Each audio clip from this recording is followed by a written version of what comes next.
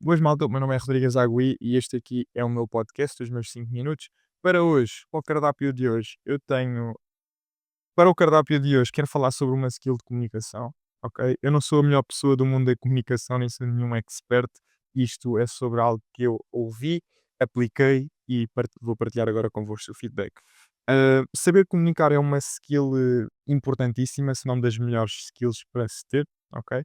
E neste sentido, é algo que eu acredito que ainda tenho bastante a melhorar, ok? Eu acho que sei comunicar com uma pessoa, acho que não sou a melhor pessoa a comunicar, por exemplo, em grupos, mas mesmo que eu fosse uma excelente pessoa em ambos esses fatores, nós temos sempre por onde melhorar. Eu acho que é uma matéria mega interessante que é a comunicação. Uma coisa muito interessante que eu aprendi foi que uma coisa bastante interessante e provavelmente tu se calhar já ouviste, é que nós queremos falar sobre nós. Ou seja, quando uma coisa muito interessante que eu aprendi é que as pessoas gostam de falar sobre elas próprias, ok? Portanto, quando tu estás a falar com uma pessoa, tu queres honestamente falar pouco de ti, tu queres mais que a pessoa desenrole a conversa sobre ela, queres colocar perguntas, tu queres ser a pessoa que coloca as perguntas e que deixa a outra pessoa à vontade para falar.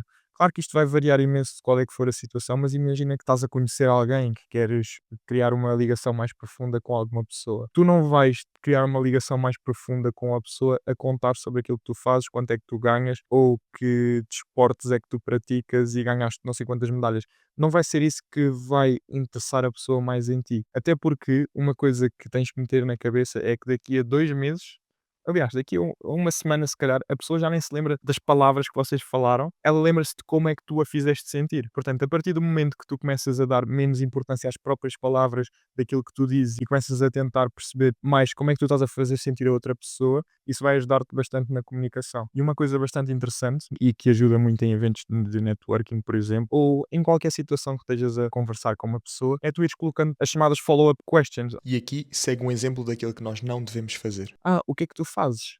Qual é que é a tua ocupação? Eu sou advogada. Ok, boa. Olha, eu sou bancário, não sei. E esta é a vossa conversa, e depois vão ter que escolher outra pergunta para fazer, e andam assim num ping-pong e não há profundidade, são superficiais e é uma conversa aborrecida. Agora, como é que as conversas devem desenrolar-se? É de uma forma que tu aprofundas e tu não vais querer falar sobre a ti, honestamente, tu vais querer que a pessoa fale mais, que é ok, és advogada, muito fixe. Estudaste onde? Uma pergunta de seguimento e que pode desenrolar imensos assuntos a partir de onde é que ela estudou. Estudei naquela universidade. Fixe, olha, o meu primo também estudou lá. Eu sabia que isto acontecia, que aquilo acontecia. É verdade, também tens essa experiência. Olha, tive uma experiência parecida, é sério.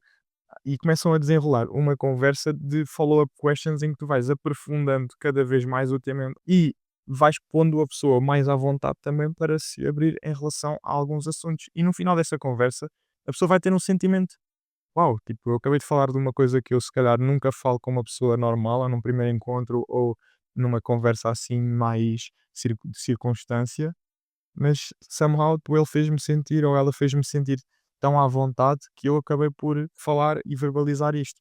E mais uma vez, as pessoas vão se lembrar de como tu as fizeste sentir e não das palavras que vocês falaram. Portanto, isso é uma coisa bastante interessante. E o exercício que deves fazer é tentares fazer perguntas de seguimento.